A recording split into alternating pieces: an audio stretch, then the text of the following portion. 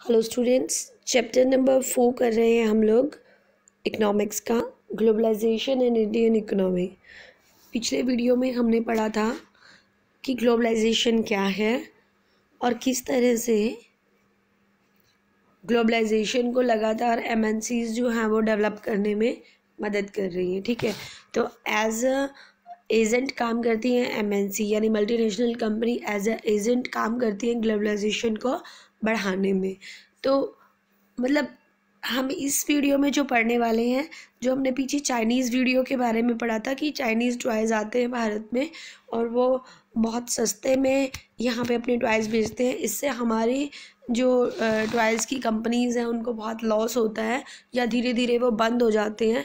तो हम इस चीज़ को मतलब इस पूरी वीडियो में हम लोग उन चाइनीज़ टॉयज़ का एग्जाम्पल लेते हुए चलेंगे। ठीक है, तो अब हुआ क्या कि हमने इस वीडियो में जो देखना है वो ये देखना है कि ग्लोबलाइजेशन को किस तरह से पॉसिबल किया गया है। और ग्लोबलाइजेशन को पॉसिबल करने में सबसे बड़ा रोल जो है वो एमएनसीज़ का है। ठीक है, मल्टीनेशनल कंपनीज़ का एज ए एजेंट मैंने बताया कि वो काम करती हैं।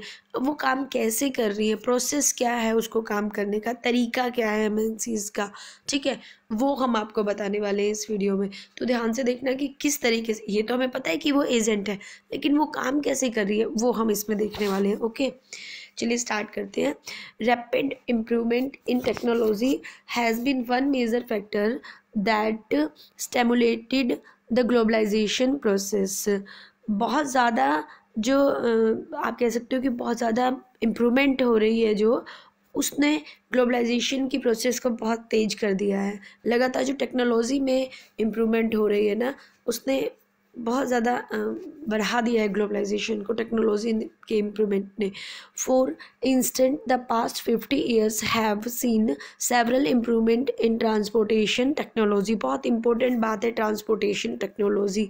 अब ट्रांसपोर्टेशन टेक्नोलॉजी क्या होती है, ध्यान से देखिएगा।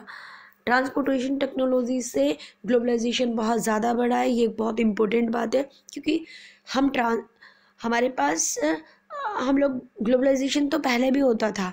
आपको याद है, आपने हिस्ट्री में सिल्क रूट वगैरह पढ़ा है कि कैसे एलिफेंट्स पे, हॉर्स पे, या कह सकते हो कि मतलब बहुत सारी चीज़ें यूज़ की जाती थी। एलिफेंट्स यूज़ किए जाते थे, कैमल्स यूज़ किए जाते थे, हॉर्स यूज़ किए जाते थे। एक सामान को दूसरे जगह पे ले जाने के लिए चाइना से एक्सपोर्ट होता था, सिल्क वगैरह एक्सपोर्ट किया जाता था, पेपर एक्सपोर्ट किया जाता था। मतलब बहुत सारी चीज़ें उस टाइम पे भी एक्सपोर्ट करी जाती थी, इंपोर्ट करी जाती थी। लेकिन ट्रांसपोर्ट जो है वो इतना ज़्यादा फास्ट नहीं होता था, स्लो प्रोसेस होता था। सिर्फ ट्रांसपोर्ट होता था, टेक्नोलॉजी का कोई ख़ास यूज़ नहीं होता था। आजकल क्या है, मैंने बताया था ना पिछले वीडियो में कि जाने के लिए हम इंसानों को किसी के साथ जाने की ज़रूरत नहीं है। हम मेल डालते हैं और सारा मैटर उनके पास पहुंच जाता है। या फिर बाय एयर जाए तो हम इतनी फास्ट डिलीवरी होती है कि हम एक ही दिन में कई कई कंट्रीज़ का घूम घाम के वापस अपने कंट्री में भी आ सकते हैं। तो पहले टाइम में भी ग्लोबलाइजेशन होता था, लेकिन ट्रांसपोर्ट की टेक्नोलॉजी इतनी ज़्यादा नहीं थी कि इतना स्पीडली सब कुछ चल सके। ठीक है, तो अब जो ट्रांसपोर्ट की फैसिलिटी बड़ी ज़्यादा स्पीड पकड़ चुकी है, ट्रांसपोर्टेशन की जो टेक्नोलॉजी है उसके कारण अब ग्लोबलाइजेशन बहुत ज़्यादा तेज़ हो गया है। ठीक है, बहुत ज़्यादा इम्प्रूवमेंट हो गया है उसके अंदर।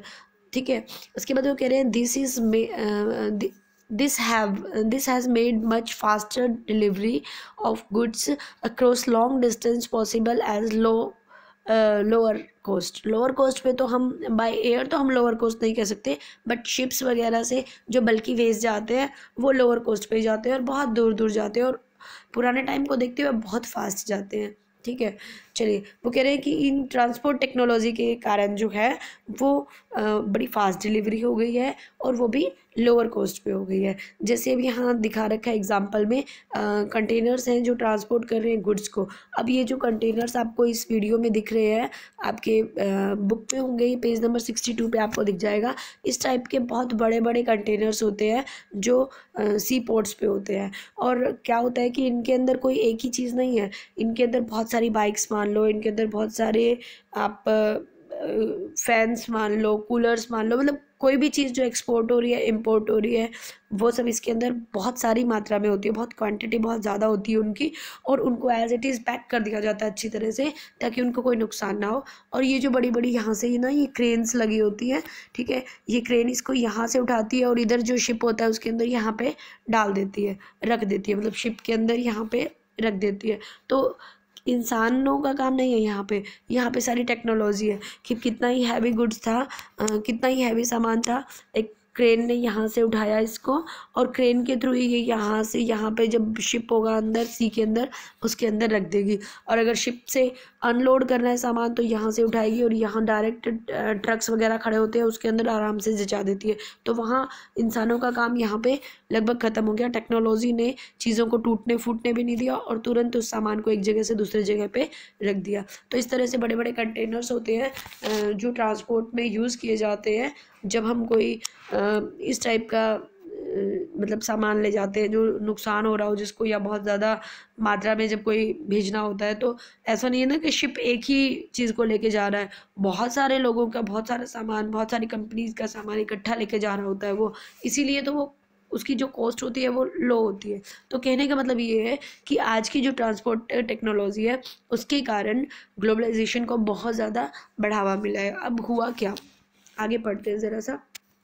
ये कह रहे हैं even more remarkable have been the development of information and communication technology. दो चीज़ों की इम्पोर्टेंट बताई थी मैंने कि दो चीज़ हैं जिसके कारण क्या हो रहा है, जो ट्रांसपोर्ट है, दो चीज़ें जिसके कारण ग्लोबलाइजेशन हो पा रहा है अपने यहाँ। पहला था ट्रांसपोर्ट टेक्नोलॉजी और दूसरी टेक्नोलॉजी कौन सी है, इंफॉर्मेशन एंड कम्युनिकेशन टेक्नोलॉजी, जो मैं आज आपको स्कूल की बजाय कोरोना टाइम पीरियड में या ऑनलाइन क्लासेस हम लोग दे रहे हैं या यूट्यूब पे सब कुछ डाल रहे हैं, ये सब क्या है, इंफॉर्मेशन टेक्नोलॉजी ही है। अगर आपको कोई घर में प्रोडक्ट ख़रीदना होता है तो आप क्या करते हो, पहले उसके बारे में नेट पे जाते हो और पहले उसके बारे में सारी इन्फॉर्मेशन ले लेते हो, कितने रुपीज़ की है, कौन कौन सी कंपनी की है, कितने साल की वारंटी है, ये सब चीज़ें आप उसमें पहले ही देख लेते हो।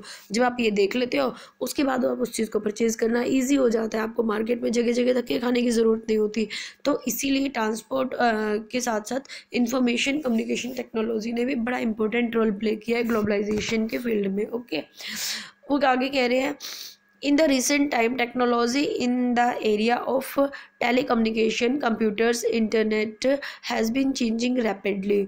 आज के टाइम में अगर हम देख रहे हैं तो टेलीकम्युनिकेशन के थ्रू, कंप्यूटर, इंटरनेट के थ्रू हमारी जो टेक्नोलॉजी है, हमारी जो फील्ड है, इस मतलब हमारी जो कंपनीज़ हैं वो एकदम से बहुत ज़्यादा चेंज हो गई हैं। क्या चेंज हो गया, टेलीकम्युनिकेशन फैसिलिटीज़ जैसे टेलीग्राफ है, telephone including mobile phone, fax are used to contact one another around the world to access information instantly and to communicate from remote areas. अब ध्यान से देखिएगा, रिमोट एरियाज़ क्या हैं, वो कह रहे हैं कि आज इसके थ्रू यानी telephone, telegraph, mobile phone, fax वगैरह के थ्रू हम क्या करते हैं कि एक दूसरे से बहुत जल्दी कम्युनिकेट कर पाते हैं। इवन देन रिमोट एरिया में भी, जो दूर दराज के एरिया होते हैं, अब काफ़ी दूर हैं, मे बी हिली एरियाज़ है, हिमालय के कुछ रीजन्स हैं, ऐसी जगह पे भी हम बड़ी इजीली जो है वो कम्युनिकेट कर पाते हैं सामान को। अब अमेज़ोन है जैसे, ठीक है, और फ्लिपकार्ट्स है, इनसे अगर आप डिलीवरी करवाते हो, इनसे कोई सामान मंगवा रहे हो तो वो चाहे आप हिमालय में मंगवा लो, वहाँ भी वो लोग पहुँचा रहे हैं। ठीक है, तो ये सब कैसे हो रहा है, कम्युनिकेशन के थ्रू हो रहा है, इंफॉर्मेशन टेक्नोलॉजी के थ्रू हो रहा है। Okay, this has been facilitated by satellites communication device. अब ये तो आपको पता ही है कि इंटरनेट है या आपका टेलीविज़न है या टेलीफोन है, वो सब इंटरनेट सैटेलाइट्स के थ्रू ही चलते हैं। तो सैटेलाइट्स कम्युनिकेशन डिवाइस के थ्रू ये सब चल रहा है। As you would be aware, computers have now entered almost every field of activity. You might have also ventured into the amazing world of internet where you can obtain and share information or almost anything you want to know. Internet also allow us to send instant electronic mail, email yani, and talk voicemail according to the world at negligence cost. जी। अब इसमें ये लोग क्या कह रहे हैं कि internet में ये सब चीज़ें जो पॉसिबल हो पाई हैं, ये सैटेलाइट कम्युनिकेशन के थ्रू पॉसिबल हो पाई हैं। और आज के टाइम में अगर हम देखते हैं तो कंप्यूटर ने हमारी लाइफ में इतना ज़्यादा इंटरफेयर कर लिया है कि हम सोच भी नहीं पाते कि इतना ज़्यादा चेंज हमारी लाइफ में हो जाता है कंप्यूटर के थ्रू। और बहुत सारी हम इंफॉर्मेशन ले सकते हैं, आपस में बांट सकते हैं, हम ईमेल कर सकते हैं, हम वॉइस मेल कर सकते हैं पूरे उसमें, ठीक है। अब ये कि इन्होंने एक एग्ज़ाम वो दे रखा है, आप कह सकते हो कि funny, but where is the electricity. अब जो रिमोटेड एरिया है जहाँ पे इलेक्ट्रिसिटी नहीं आती, वहाँ हम ये कह सकते हैं कि ये सब कैसे चलेगा, कि कंप्यूटर का वहाँ पे कनेक्शन कैसे हो पाएगा। इलेक्ट्रिसिटी नहीं है तो फ़ोन में जो है चार्जिंग कैसे रहेगी। ये एक अलग हमारे देश का थोड़ा सा हम कह सकते हैं कि, और वो भी रिमोटेड एरिया में, अदरवाइज़ तो कई जगह पे काफ़ी फैसिलिटी है। तो मैंने इसमें आपको दो चीज़ें बताई जिसके कारण ग्लोबलाइजेशन इनेबल हो पाया है। एक थी टेक्नोलॉजी, टेक्नोलॉजी में दो तरह की टेक्नोलॉजी बताई है। एक है इम्प्रूवमेंट इन ट्रांसपोर्ट और टेक्नोलॉजी, और सेकंड मैंने बताया था इंफॉर्मेशन कम्युनिकेशन टेक्नोलॉजी। इन दोनों चीज़ों के थ्रू ही क्या हुआ है, ट्रांसपोर्ट टेक्नोलॉजी के थ्रू और इंफॉर्मेशन कम्युनिकेशन टेक्नोलॉजी के थ्रू ही हमारा ग्लोबलाइजेशन जो है वो अनेबल हुआ है पूरे वर्ल्ड में, ठीक है। उसको हम कोशिश कर पा रहे हैं कि सारी जगह पे वो बन सके, ठीक है। इसके आगे इन्होंने एक एग्जांपल दिया है, इस एग्जांपल के थ्रू देते हैं। ये जो बच्ची है ये अपने फादर से कह रही है कि ये बुक बहुत अच्छी लग रही है, इसमें प्रिंटिंग बहुत अच्छी है, और ये अपने यहाँ पे ऐसा नहीं है, हमारी बुक नहीं लग रही है, ठीक है। तो उसके फादर बोलते हैं ये हमारी नहीं हो सकती है, ये जो है ये आई थिंक बाहर से आई है। जैसे एक एग्जांपल इन्होंने दिया है कि एक बुक थी जो लंदन के रीडर्स ने पढ़नी थी, यानी उसको पढ़ने वाले लंदन थे, तो और वो प्रिंट और डिज़ाइन दिल्ली में हुई। ऐसा कैसे हुआ, कि क्यों हुआ, पहले तो ये देखेंगे। वो ऐसा इसलिए हुआ क्योंकि यहाँ पे उन्हें चीप लेबर मिलती है, सब कुछ सस्ता होता है, प्रिंटिंग बहुत सस्ती होती है। तो जो लंदन में बैठे हुए लोग थे उन्होंने अपना डिज़ाइन, उन्होंने अपना मैटर जो है, टेक्स्ट जो है वो चूज़ करने के बाद उन्होंने दिल्ली में बैठे जो ऑफिस थे प्रिंट के, उस ऑफिस में उन्होंने वो इंटरनेट के थ्रू भेज दिया। डिज़ाइन भी, और मैगज़ीन का फॉर्मेट कैसा होना चाहिए, फ्रंट पेज कैसा हो, बैक पेज कैसा हो, उसमें कौन कौन सी पिक्चर्स डले, क्या क्या टेक्स्ट हो, वो सब मैसेज कर दिया गया, ठीक है, टेलीकम्युनिकेशन के थ्रू। और फिर हमारे यहाँ पे उसको देखकर सारी की सारी प्रिंटिंग हो गई, क्योंकि वो सस्ते में हुई, ठीक है। अब सारी प्रिंटिंग हो गई तो उसके बाद क्या किया गया, प्रिंटिंग के बाद उसको बाय एयर जो है लंदन भेज दिया गया, और दिल्ली में पब्लिश हुई हुई चीज़ों को अब लंदन में क्या कर रहे हैं, लोग उसे पढ़ रहे हैं, ठीक है। तो ये, और फिर क्या हुआ, जैसे ही वहाँ पे डिलीवरी हुई उन बुक्स की, वैसे ही ई बैंकिंग के थ्रू तुरंत जो दिल्ली में जो बैंक है उसमें प्रिंटिंग की जो ऑफिस था उसके सारे का सारा पैसा आ गया, जितना भी उन्होंने चार्ज करना था, ठीक है। तो ये सब कैसे हुआ, ना कोई आदमी वहाँ से यहाँ आया, ना कोई यहाँ से वहाँ गया, बस ईमेल या इलेक्ट्रिक मेल के थ्रू ही क्या हुआ, ईमेल वगैरह के थ्रू, ई बैंकिंग के थ्रू पैसे आ गए, और ईमेल के थ्रू सारा टैक्स आ गया, ओके। तो ये इंफॉर्मेशन टेक्नोलॉजी का एक तरीका है कि कैसे वो ग्लोबलाइजेशन को बढ़ा रहा है, ओके। नेक्स्ट वीडियो में हम इसी का जो दूसरा पार्ट था, एक तो था टेक्नोलॉजी में हमने 2 पार्ट्स पढ़े हैं, ट्रांसपोर्ट टेक्नोलॉजी और इंफॉर्मेशन कम्युनिकेशन टेक्नोलॉजी। जो इसी का दूसरा भी एक पार्ट है कि दूसरे तरीके से भी ग्लोबलाइजेशन बढ़ रहा है, वो है liberalization of foreign trade and foreign investment policies. वो हम नेक्स्ट वीडियो में करेंगे, ओके। Thank you.